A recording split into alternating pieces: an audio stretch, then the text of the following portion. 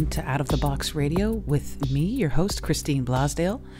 Out of the Box Radio is a weekly podcast of audible ear candy dedicated to bringing a fresh perspective on this thing that we call life.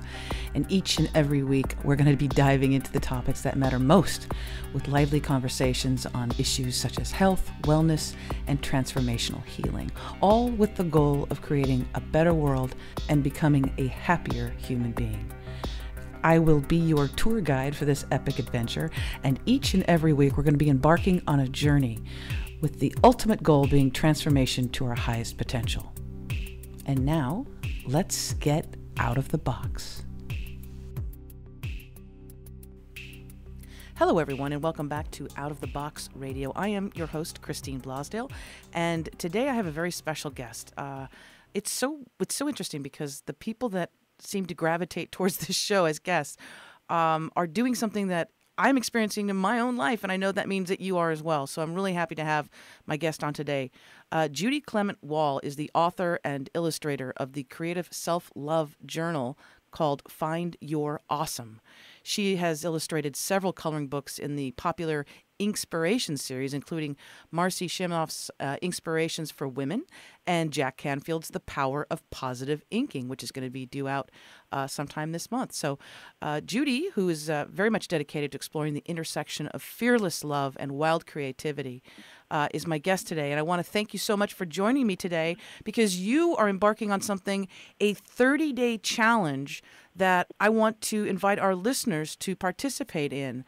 First of all, welcome to Out of the Box Radio, Judy, and tell us a little bit about this 30-day challenge that you've got going on. Thank you. It's great to be here. The 30-day challenge that I'm doing right now is actually, it's from the book. Find Your Awesome is actually structured as a 30-day challenge. So with these activities that you can fit into a normal day that aren't. Here's the thing about self-love. It's this big nebulous concept, and people are like, yeah, I know I need to do that, but I don't have time to think about all of that, and I can't go to the spa today or whatever it is that they envision self-love involving.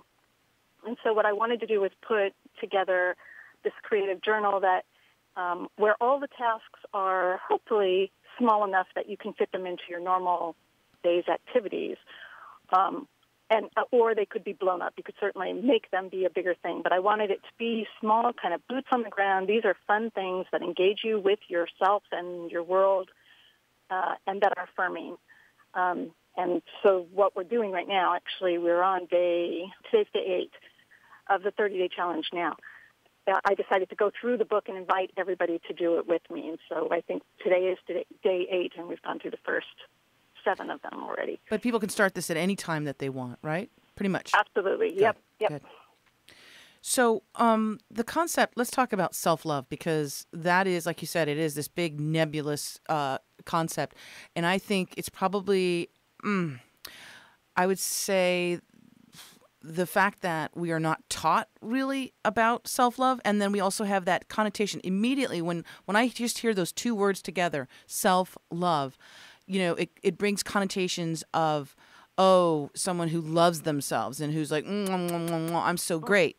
And I know that's not what it is, but let's kind of dive into that. Like, why is it so hard for us human beings to love ourselves? Because we compare ourselves all the time. We're constantly comparing ourselves to other people, looking at our little, roll of fat or a little wrinkle, and criticizing all those thoughts and words in our heads, right?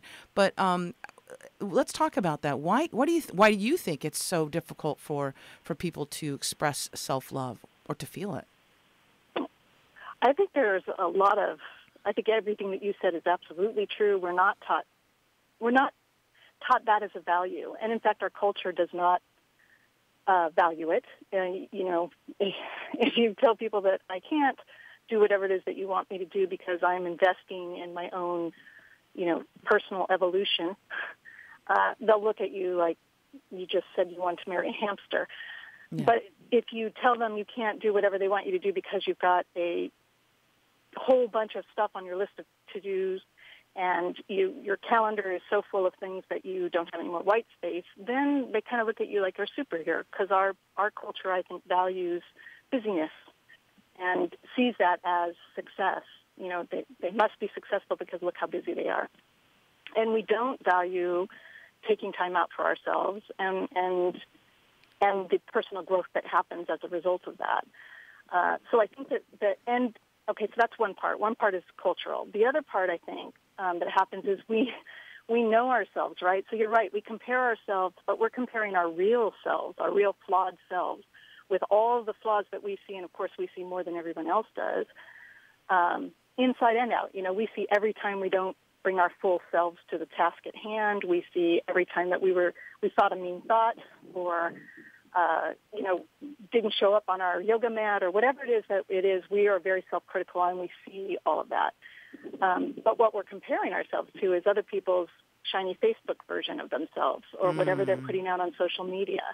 Or, Christine is the one that interviews all those famous people, and so she's clearly successful and happy and can love herself, but I don't have that life. And that's a totally unrealistic comparison that we're doing all the time to ourselves. So I think it's twofold. I think it's culture, and I think it's because it's hard to remember that everybody's struggling with this.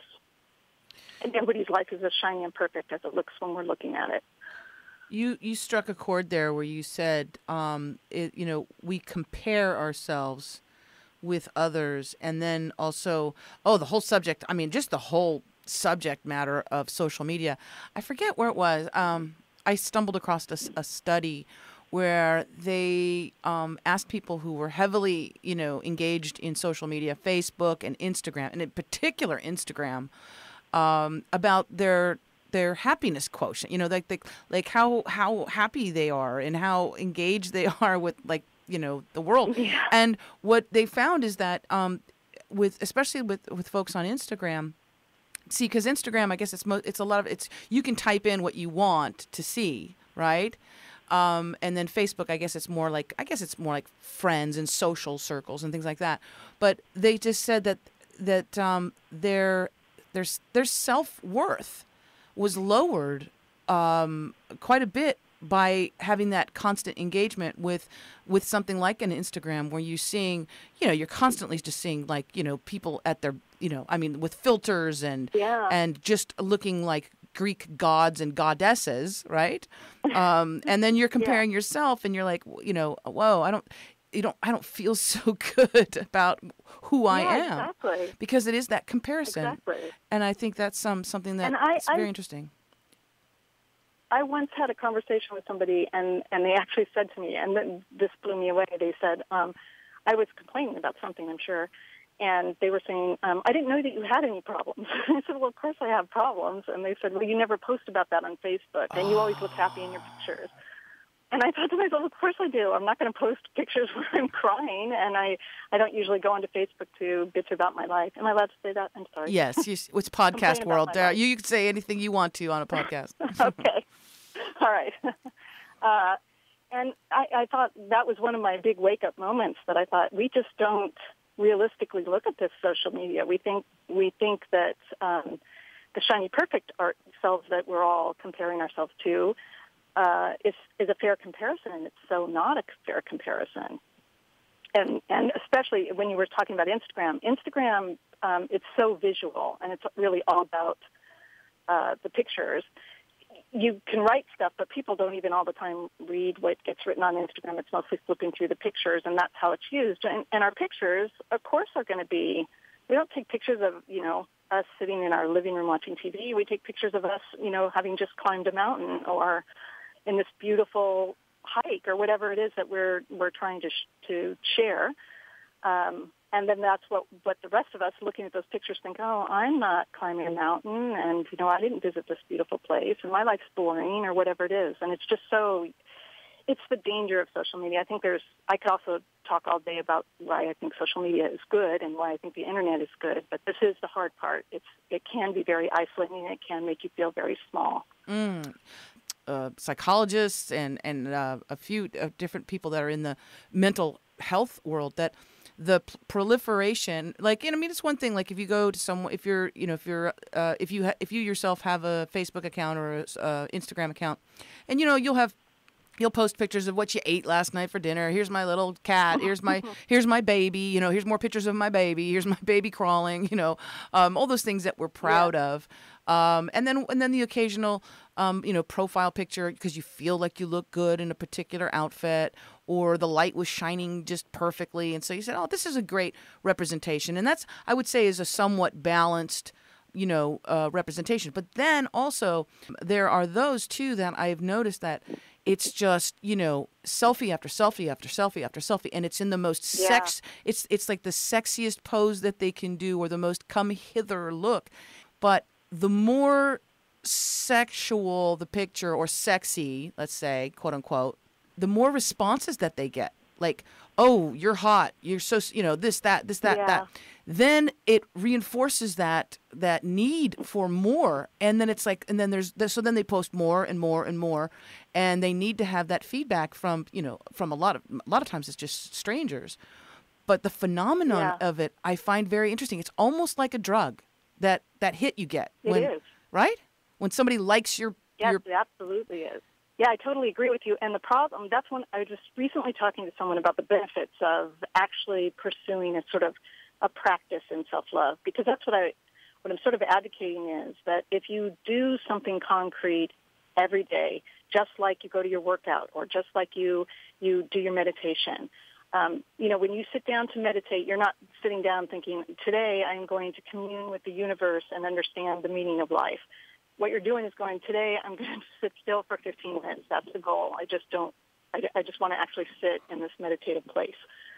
And I feel like self-love can be the same thing. It doesn't have to be this great big commitment and big deal. It can be a small daily practice of things that are real and connect you in some meaningful way. And one of the things that I was recently talking to someone about, the value of this self-love as a practice, I noticed that I don't post very many sexy pictures, but I did stop auditioning for people. Like, it felt like I didn't worry so much if everybody didn't love me. And it was okay for some people to not respond, you know, super positively to something I posted or said or whatever. I just felt like as soon as you start to feel there's an empowerment in feeling engaged with yourself and engaged in your world in a meaningful way, that stops you from doing that as much, that stops you from worrying so much about whether everyone approves of what you're saying or doing. And in fact, if everyone approves of what you're saying and doing, you're probably you're doing something wrong. Saying and doing enough.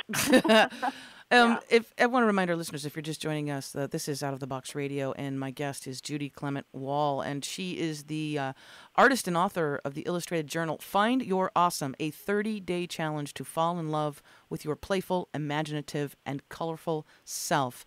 And I want to encourage everyone to take a 30-day self-love challenge, no matter when you start it. If you start it, you know, if you're listening to this program, whenever you're listening to this program, take a day and start it. And even if you don't do a full 30 days, just try taking baby steps. You know, try taking, you know, 7 days, or even just taking the first step, which would be today, right? Today. Let's focus in on some of those things that we can do to increase our self-love, and let's take this challenge, because it is a challenge. I'll tell you, I'm someone who I'm very aware of my self. What is the word? Criticisms.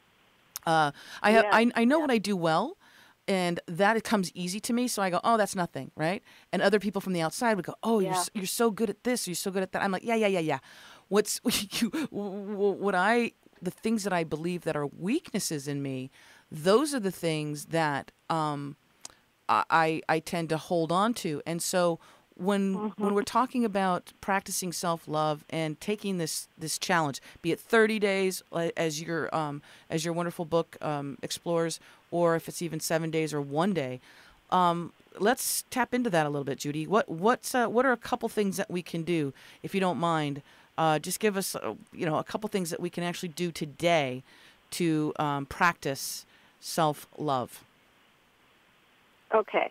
So yesterday, here's a good one. Yesterday's task, if you will, was to read what it actually says. It's called Bullshit on Should. And what I did was I gave the people who are doing this with tackle anything that you're dreading or that the only reason that you do it is because you should. And what I was saying was that, so the first thing to do is to ask yourself what happens if this thing that I'm dreading doing doesn't get done.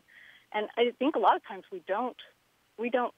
either we don't ask ourselves or we're not realistic about the answer. So it's that whole thing like, you think you can't take a vacation because the whole office will fall apart if you're not there to do your job. And then you take your vacation and, whoa, the whole office did not fall apart while you were gone. I think we have a tendency to assume we have to do this thing. We have to cook dinner because everybody needs to eat a healthy meal, and we have to, have a clean house because, whatever our reasons are around that. And some things that we do just because we should, we have to do. You have to pay your bills. So the first part, though, is to ask yourself that question. What will happen, and is it that big a deal? So, I'm not going to mow the grass, and it's going to get a little bit longer today than it would have been if I mowed the grass. I can live with that. The second part, though, is if you get to, I have to pay the bills, then to reframe your approach to that task in a way that doesn't feel like it's only about I should. So my example was, if you have to pay the bills, that you live in a place where you get to buy the internet, and you have a job, and you can go get your groceries. A lot of people don't live in that kind of an environment, so you can pay the bills that will make your life better or easier. And it sounds, I don't know what it sounds like, cheating or something, but it is amazing how reframing sometimes what you do because you quote unquote should can change your whole approach to it. So like, even I was talking to someone who was telling me that he had to call his mom because he should. I mean, he didn't say because he should. And I said, well, I think you have to call your mom because your mom is still alive and you get to call her, and you're still alive. And isn't that an awesome thing that the two of you are alive? And he's like, well, I guess that's a better way to look at it. Yeah, so it was reframing and I was saying, reframing it so that it doesn't feel so much like a should, so that you're connecting back with the real reason you do it is not because you should. And then, like I have, some of them are, things that you do inside the journal, so they're writing through. Right. Like there's one where you're listing 14 people that you're grateful for, and it has a place to write their name and then why you're grateful for them. So there's a lot of things like that. But here's a good one. Day 17 is make a songs to belt list. So the idea is to make a playlist of songs that are fun to sing loud. So they're not even necessarily maybe your favorite songs, but just the ones that are just really hard to listen to and not belt them out. And then obviously the next step would be to then play your list and belt them out. But I think when you're thinking about what can I do that is an act of self-love, instead of making it this great big thing that you have to do or trying to tackle it in that kind of, big nebulous, I'm trying to evolve way, thinking about anything that engages you with yourself in a fun or a meaningful way where you get to be creative, thinking about what songs you want to belt or unplugging for a day and filling your day up with things that don't require a screen or battery. That's a big one. That's a really, you know what, isn't that interesting? First of all, I think a day of being unplugged is probably one of the healthiest things that you can do. And isn't it funny that even just the thought of it can bring terror to people? It's this idea of, what am I missing? What am I going to miss? Because the first thing so many of us do, and I'm raising my hand included, the first thing we do when we wake up is check our phone or check our messages to see, did somebody, I do too. And again, it's that, isn't it true? It's that checking in with the outside world to see if let me check and see if anybody liked my post that I did last night. Anything come in, any comments, and again, it's seeking that, it's not so much, it's not acceptance from the outside world, but it is it's very interesting. It's almost like it's checking in to see if people hear you or see you or feel you. Yeah. And in that process of being lost in social media world, it's kind of like Tron, right? You know, you step into a video game and you're gone. We step into our phones, and we tend to be gone, and then the self is lost. That's the thing. Yeah. Even though these devices and these social media platforms, boy, it's all about self-expression, right? It's like you're showing your pictures, you're sharing your music. Here's a video I like. Here's a song I like. Here's a joke I like. But at the same time, it's we're expressing ourselves, but then at the same time we're losing our relationship with ourselves. Does that make sense? Right, and it becomes a little bit of a validation tool instead of what it could be. So, like the very first day in the book is texting love, and I deliberately picked something that is using the technology that we're all using and getting obsessed with, but using it in a different way. So you were supposed to spend the day thinking about people that you could just text that you love them in whatever creative way you want to do that. It doesn't have to be "I love you." It can be whatever, however you wanted to do that. And I picked that one because I had done something on my blog sometime before, and I knew that people had a lot of fun with that. But it was amazing how many people connect in a good way. I mean, they would come back and say, wow, that was just really amazing. And I thought the reason is because it's not like I just posted this picture of me in this cute dress or, whatever it is, or your example is perfectly good, a joke. Where I feel like if I did post a joke, I'd be so nervous that nobody would get it or tell me I was funny or whatever it is. And so it would all be all about like checking to make sure that people liked that joke or that people, in some way you're sort of saying, here I am, and you need them to come back and say, yes, I see you, you're there. So it's a validation thing. Versus when you're texting love, and I told them the point in this is to know that you are putting love out in the world. It's not about that person texts you back. Right. Although there's always great stories. They don't about need to reciprocate. Text back.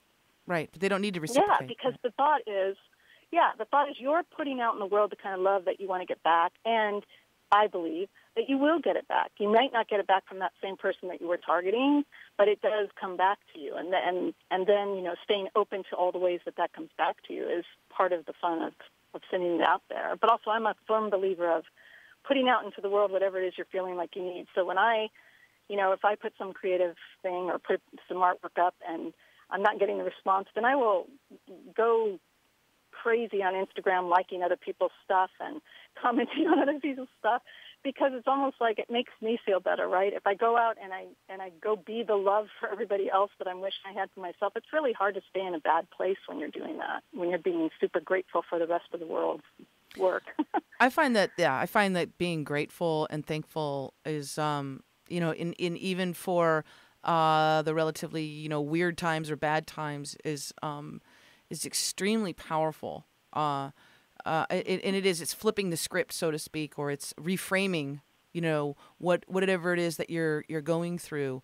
You can look at losing your job or getting laid off as oh my God, this is horrific. Why did this happen to me? What am I going to do? Oh my gosh. Or you can also flip it and say, okay, you know what? I'm not supposed to be here anymore. Maybe my life is trying to push me into another direction. Maybe I can, do the things that without a boss that, is kind of not so nice or whatever, maybe I can launch my home business that I've wanted to, but we're so sort of bombarded in that negative space of this happened to me. Why, poor me. And this sucks, but it takes a little bit of training to do that because your first immediate response is with anything, with relationships. Our first immediate response is, they didn't text me back. They must be, with somebody else, or they don't like me. They don't like me, right? Exactly. Or they don't like me, or they don't care, or whatever. Yeah. Yeah. So I think is like a primitive brain, from when we had to survive against dinosaurs so we didn't get eaten or something. I don't know. That is a fight or flight kind of mentality that so many of us have. And we try to pretend we don't have it, but we do. We all have that, and certain things will trigger. Different people be triggered. But isn't that interesting how we can go so quickly to that bad space? Yeah, and I think that, the truth is I can either spend all my energy assuming that the reason I didn't get texted back or the reason that somebody didn't like my Facebook post or whatever is because they don't like me or they don't like what I posted. Or I can spend my energy going, well, I guess I didn't see it, or, whatever, however I want to make myself feel better about that. But what difference does it make? Because unless I go ask that person, who, by the way, I think maybe you're auditioning for, and I talk about that in the book, this need that we all have to prove our worthiness. And I think that that does so much damage to our sense of self, when we're busy trying to make people love us more. Well, that's the thing. We spend all of our time and money and energy on trying to get people to love us, and we spend zero energy on ourselves, on loving ourselves. Yeah. Or I wouldn't say zero, but very little. Energy right. on loving ourselves. And I'm not talking about, I love myself. I went and bought myself a new outfit. No. That's not it. That's not self-love. Because besides, you probably bought that outfit because you think you look good, so somebody will think that you look good in it. You'll impress somebody. But if you spend a day being grateful, one of the things is to spend a day being grateful. So you were right. I agree with you in that if you're in that place that's being sort of outrageously grateful, and noticing what you have to be thankful for, it's really hard to stay there and also think of yourself as being very, in a place of lack. It's like you cannot hold these two thoughts simultaneously. So spending a day just being super grateful and focusing on what you are super grateful, even, as you said, sometimes in the midst of turmoil in your life. So recently I made myself vulnerable in a way that was uncomfortable for me, and I didn't get the feedback that would have made that better. I got the feedback that was like, oh, no, they don't like me or whatever. I have my own issues to work through, too. Mm-hmm. And so I reached out to a couple of people, and they 3 people, and all 3 of them came back to me in just really super thoughtful, meaningful ways. And I thought, okay, so I can either be upset that I didn't get the feedback that I was hoping for when I posted this thing, or I can focus on, I reached out to 3 people, and they didn't hesitate to reach back. They didn't hesitate to come and be here for me and form a little posse to make me feel better. And that's what I'm going to choose to focus on. I'm not going to stay in this place that's like, I suck, and that's why they're not paying attention to me. And that, I really do believe, is a choice that we make. You can choose to spend your energy worrying about that kind of stuff, or you can go, I can't fix that. So I'm going to go over here and focus. So I think that gratitude, you're right, is like a superpower. Gratitude can actually make a whole bunch of things better, choosing to what you choose to focus on. I think it's so important, and that's why I'm happy to have you on the show today, too. Folks, if you are just tuning in, my name is Christine Blosdale, and this is Out of the Box Radio.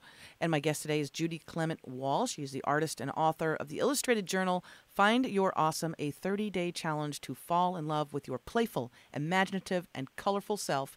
And again, we're talking about you could do a 30-day challenge, you could do a 7-day challenge, you can do a challenge just today, right now, after you hear the show.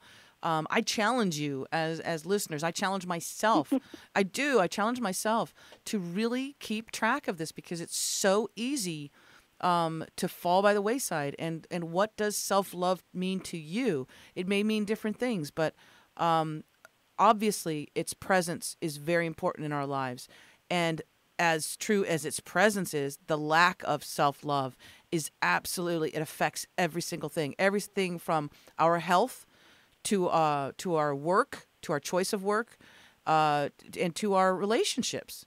If you have low self-esteem, if you have low self-love, you think you're going to be attracting or bringing into you a companion, a partner, a relationship that is going to see you in that high light too, and give that equal balance?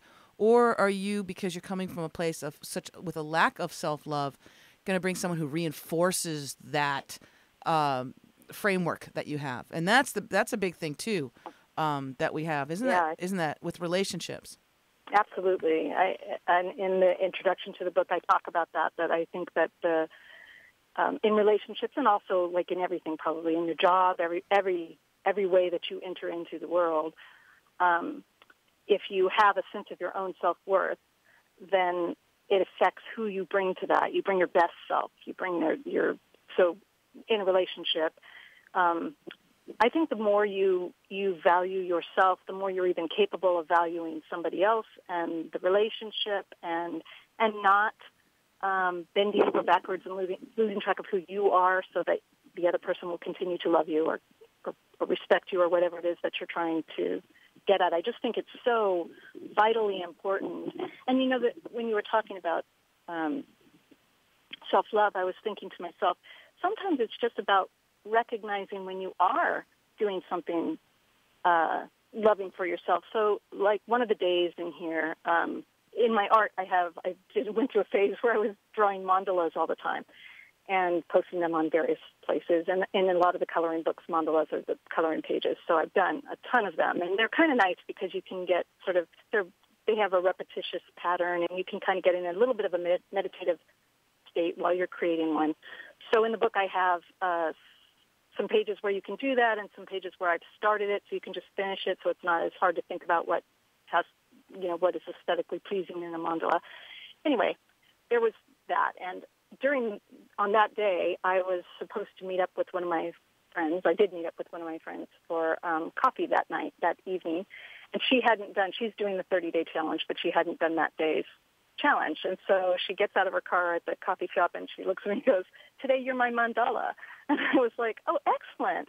And that, I think, is kind of critical. So the bad thing about having like a challenge, or a 30-day challenge, or a 7, or even a week challenge like you were talking about, is that you start beating yourself up because you missed a day, or beating yourself up because you didn't do the thing. It's called a self-love challenge.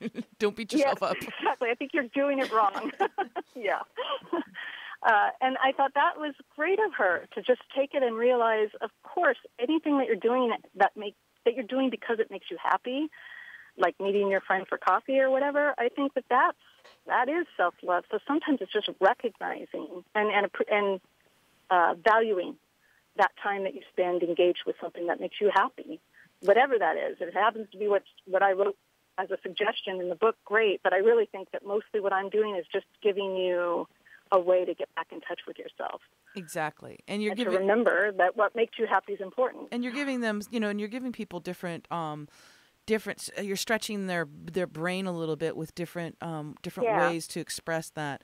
And one of the things that because you're an illustrator, and one of the beautiful things is that you use art and expression and creativity in this love challenge, and I want to talk a little bit about that, because I'm not a professional artist per se, but I do love to express myself through painting, through abstract acrylic painting. And I have I'll have some days, and now I do this. I find that it's therapy for me. So I find that I will paint. Mm-hmm. I will paint, and I won't know what I'm going to paint. I just have the canvas and the colors. I know what color I want.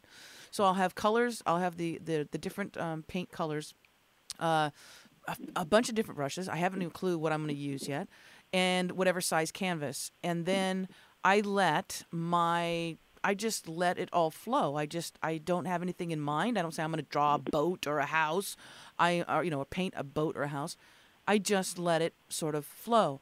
Now, I do this when I'm in a very great mood, wonderful mood, and I also do this when I'm feeling sometimes a little bit low, or having a challenge, or having a challenging period of my life.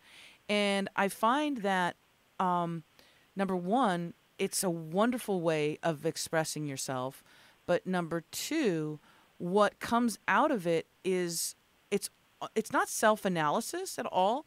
But you have something that, like with your artwork, you have something that you can, you can look at 2, 5, 3 days later or a month later or Yeah. a year later, and you can go, oh, wow, I know exactly how I was feeling that day. I was euphoric. I was Yeah. so madly in love with this human being, and I remember when I painted that, and I can feel the love. Or, you can look at it and go, oh, that was a rough period of my life. I remember that. Art is so very powerful when it comes to that, don't you think? Oh, I agree completely. And the neat thing in your example there is if you painted it, let's say when that wonderful relationship came to an end, so you weren't in such a happy place, when you look back at it later, it still becomes this thing of beauty that came out of that, right? Yes. And whatever evolution you were able to get out of it, that's what that artwork represents for you. So yeah, I think that, I think it's interesting because you're right, because I draw in the same way that you paint. I draw when I'm super happy and very excited and celebratory, and I also draw when I'm feeling really down and not in such a great place. But I always come out of any creative engagement feeling better. Yes. Not resolved necessarily. You don't necessarily solve all your problems, but you do feel better having engaged creatively. Having expressed it. And what's so funny too is that I have friends who I have friends that will see some of my paintings, and it's so funny because a lot of times the ones that they really love, they go, oh, I love this painting. This is so awesome. And I look at it, and that'll be one that I had gone through a really crappy time, right? It was the lowest of my low. I was like, there's so much pain in that painting, and they're like, they're like, I don't know, I just love it. I didn't get that. Yeah. Yeah. Isn't that funny? Yeah, it is. I think and also that is the great thing about art, right? Because it's whatever you bring to an art piece when you're the viewer. That makes or breaks the piece for you. My son went to art school for a year, and he was super, depressed, I guess, yes, comparing himself, as we all do, to all these other students that were at the art school, and telling me that he technically wasn't as competent as them. And I was telling him, the thing about art, though, it's not about who's the most technically competent, it's who affected you. When you look at the art piece, who made you feel good or sad or tapped into whatever you were already experiencing, and that's not about technical competence. That's not about your art degree. That's just about did what you create speak to somebody else? Did it move someone? And in the act of creation, right? Yeah, did it move someone? And I think in the act of creation, that's like one of the best self-love things ever. Is that when we engage with ourselves and create something, anything. If you knit, then so be it knitting or painting or writing or music making, whatever your thing is, and that those are all art forms, but cooking or things that we don't think of as being a creative endeavor, I think broadening our in the act of self-love, broadening what we consider to be a creative adventure is very healthy too. Well, and art is non-discursive, as well. We are such in a judgment society, aren't we? We don't do anything. We won't post. We won't post a picture unless we think it's super perfect, and it's going to get a lot of likes. Or we won't show other people our artwork or our paintings, or say, hey, listen to this song that I just I love this song and I want to sing it, or I learned a dance number. We have to be perfect. We have this thing in our brain. It has to be perfect. It needs to be a Van Gogh. It needs to be all of this. And I tell people too. I go, well, Christine, it's easy for you because you're creative. You're creative. I go, we're all creative. We're all creative. Yeah, but I can't. They already throw it up there. But I can't do that. And I said, yes, you can. You can do it. Yeah. It's but I said it's where you put judgment on it. Don't put judgment on it because you're expressing yourself. It's you. It's part of you. So if you just do a doodle with circles, it's still you. Yeah. And when you were saying you don't tend to value what you can do well, and value, weirdly, we value what we can't do well, so then we're down on ourselves because we can't do it well. But when you were describing your paint process, I was thinking I could never relax into that.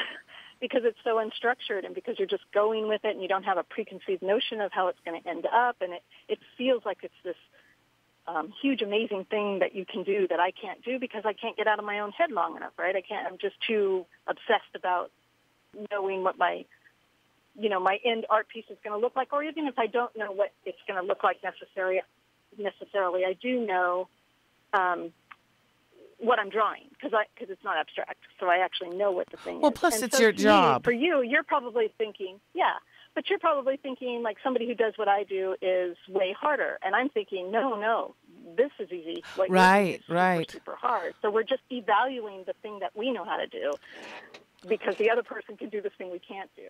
Well, when we have different, or think we can't, and we have different ways. Like some people do like to have things very structured. But with this, see, with the painting, for me, it's fun expression. It's and I like I like to have something nice to hang up in my house. That's it. But with you, it's your job. Now see with me, there's certain things that I do very free flowy. Just like I'll get up and do this, or I'll throw on some paints on and do that. But when it comes to my work, I am very structured because I know in order to have a good product, in order to have an engaging interview, in order to have an experience, because it's all storytelling, right? It's all storytelling. And in order to have a great story, there's some things that I need to do. I need to set up the technical aspects. I need to, make sure communication. I got to communicate with you, email you, and text you, and say, we're going to meet at this time, and that's very structured. But then where the art comes in, where the expression comes in, is during the show. Like, and I've done this for 15 years, done different interviews, and people always say, "Well, can you email me a list of the questions you're going to ask?" And I said, "No. We don't. I don't do that.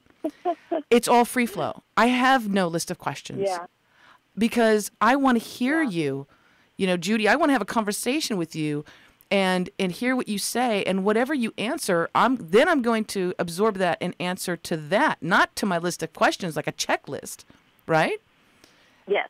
And I figured that's how the audience listens. People who are wanting the checklist, and the guests who are wanting the list of questions, that's because this isn't a comfortable place for them. Oh yeah, no, comfortable place for you. I interviewed a master narcissist, and let me tell you, that was an experiment for him because he's so used to being in control of everything.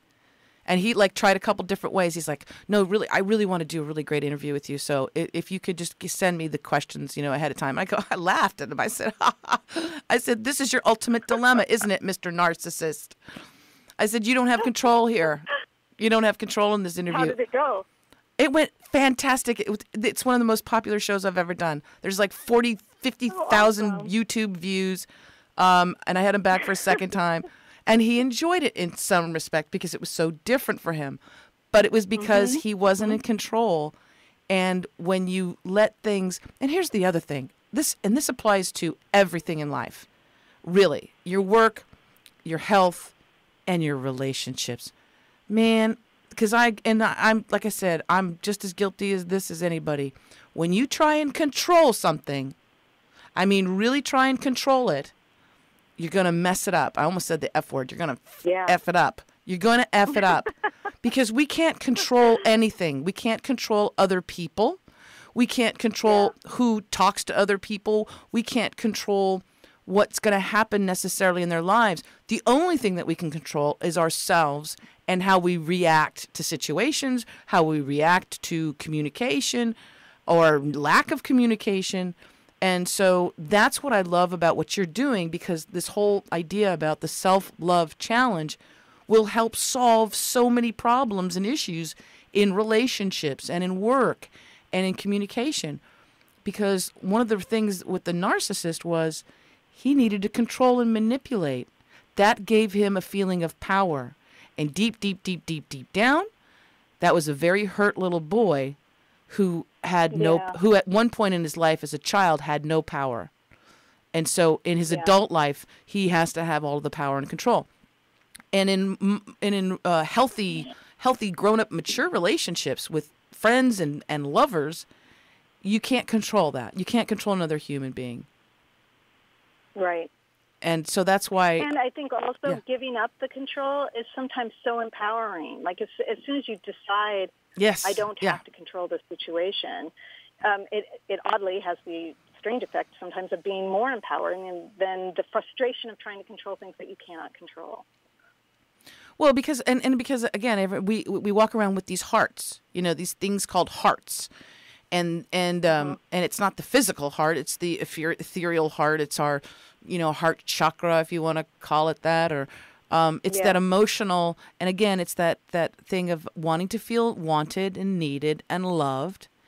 And we protect that at all costs. Sometimes we put up barriers to love, and we don't understand why we're not loved. But we put up so many barriers to it because we don't want to get hurt. And what I love about what you're doing is the whole idea is, let's challenge ourselves first to practice self-love, and then really the rest will come. The rest will come. That's exactly right. I mean, because it's these little things. If you committed, everybody listening committed to doing one conscious act of self-love a day, and I've got a whole list of them in this book that are not hard to do, and especially if what you say is, I'm going to go out of my way to be thankful for something today. That's not hard. Everybody can find a thing to be thankful for in any given day. Gravity. I feel like it's not hard to come up with something that's really awesome in our lives. But if you did that every day, I think the conscious act of trying to get in touch with yourself, and part of I think getting in touch with yourself is to explore yourself a little, to understand what you one of the things in the book is to doodle or list, if you're not comfortable doodling, but list the things that are of value in your life. So I had read, it was a New York Times piece several years ago. I read about this woman whose apartment complex caught on fire. And so she had like the space of a few minutes from the time somebody knocked on her door to decide what she was going to pull out of her apartment. Ooh, wow. And as kind of it was a super wonderful essay. She grabbed her son, and I forget, like strange things, a pocket knife her dad had given her, and 3 or 4 strange things. And her husband grabbed the computer and the phones and all of the stuff that I would have let burn up, I'm sure, because it wouldn't have occurred to me to grab all that stuff. So I guess it was good that they were both there together. But that question, and it was particularly interesting to me because shortly after my husband and I got married, a few months after we got married, we moved from one city to another, and we had all of our stuff in a U-Haul. And when we got to the new place, it was so late, and I didn't want us to be moving stuff into a new apartment when people, it's like midnight and people are trying to sleep. So we left it all out in the truck, and the truck got stolen. So we literally lost all of our stuff. Only our cat. We did get our cat off, but we lost all our clothes. We lost everything. And I was so fascinated with this story about the woman whose apartment house caught on fire because she had those few minutes. Like I felt like, if I'd had those few minutes, what would I have pulled off that truck to make sure that it didn't get stolen? If I had a few minutes to make that decision. And that question was intriguing to me. I asked it on my blog. I got so many great answers. I actually wound up doing an art piece that was based on what they would rescue from a fire.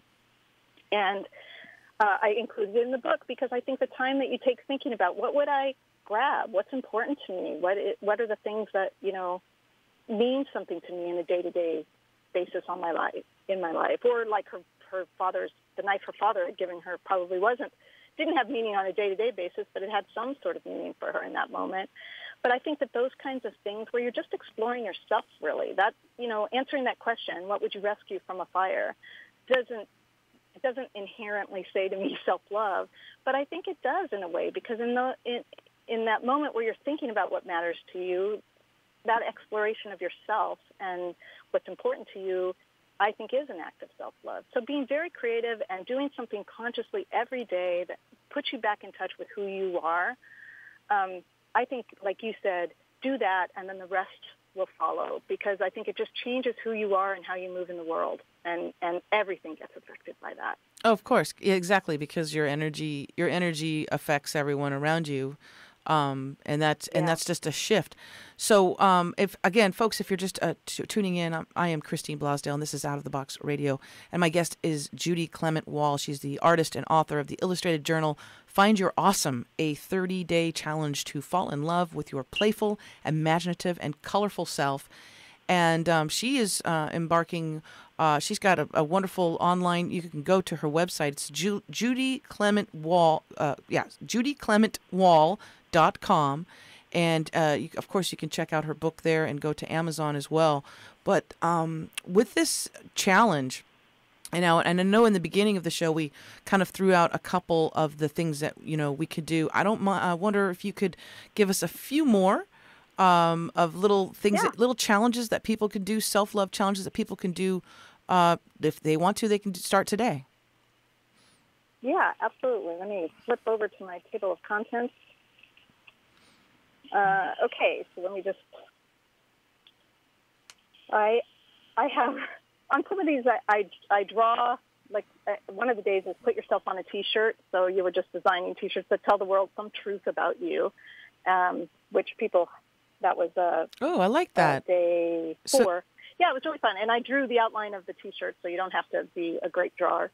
And so people were putting all kinds of fun things on the T-shirt that meant something to them. And it was kind of cool because it's like people's tattoos. Yeah, yeah. People's tattoos are totally interesting once you hear why they did it. Like, that's the most interesting thing about a tattoo is the story that it tells. And so people were telling stories about their T-shirts, which was just a kind of fun thing.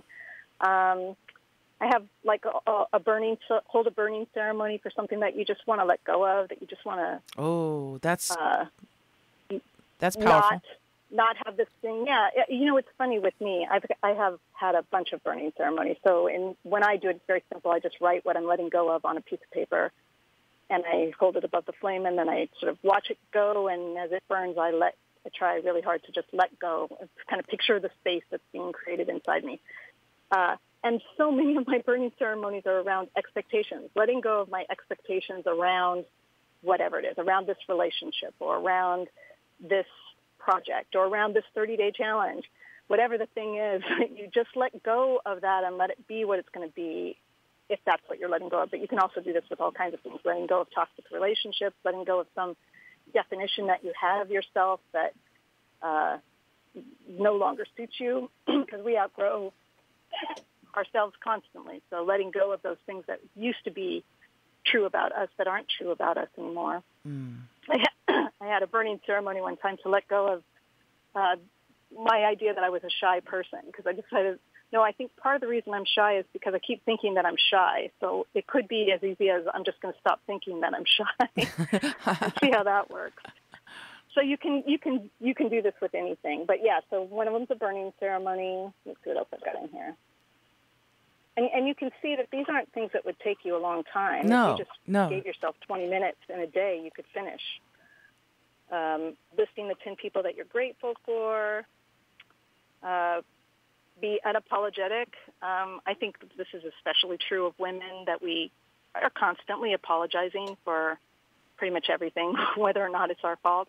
And I dedicated a day one time to, in my own personal self-love quest, to paying attention to how oftentimes I am apologizing for things that are not things that I need to be apologizing for. And the surprising thing that I noticed was that when I communicate with clients, a lot of times I was saying sorry for things that aren't, sorry I took so long to get back to you or whatever. And when I would rephrase that in some way that didn't include the sorry, just everything about my language became more active and more empowered, and I sounded more confident. And it was amazing to me how my impulse was to soften things with sorry that were not things that I needed to be apologetic for. So when you're going to decide I'm going to be less apologetic today, and that's my self-love thing, it's just noticing every time that you go to say I'm sorry, and that's really, you don't have anything to be sorry for.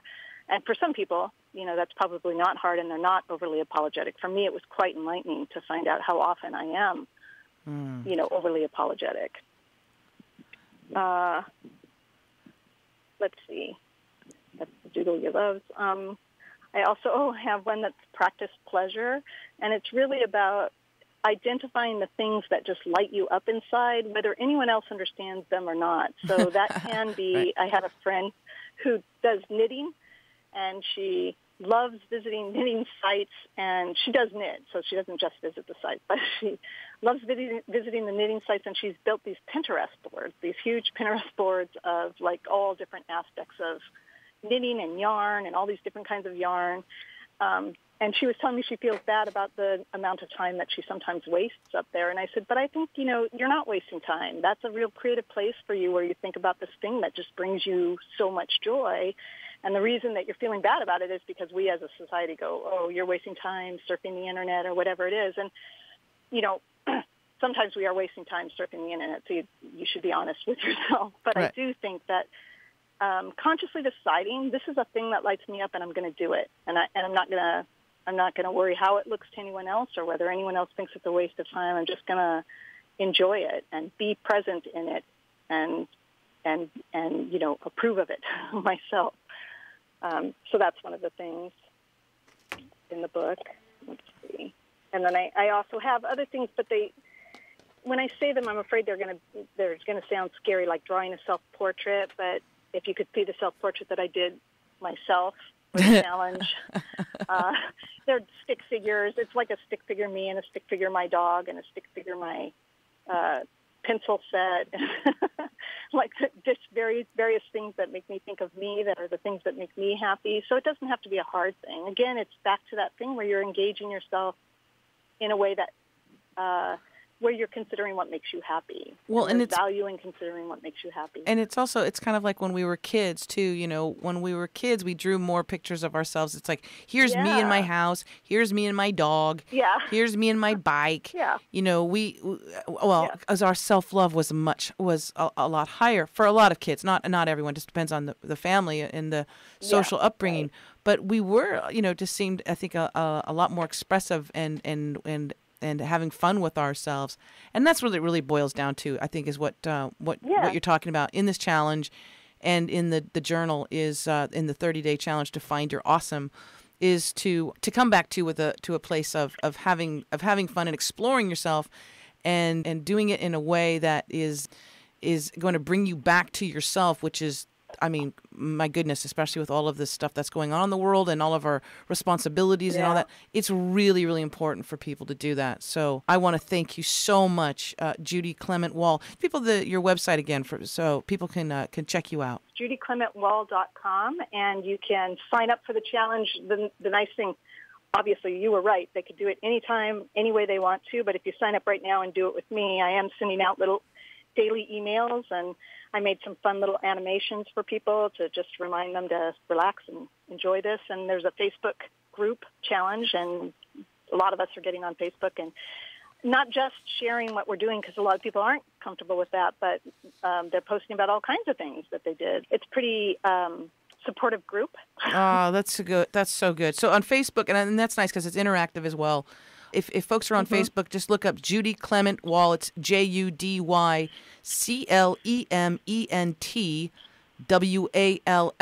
or you can spell it just like that and go to judyclementwall.com. I'm sure there's links to all of the social media aspects of that as well. Yeah, there is. Thank you so much for being with us this hour and coming on Out of the Box Radio.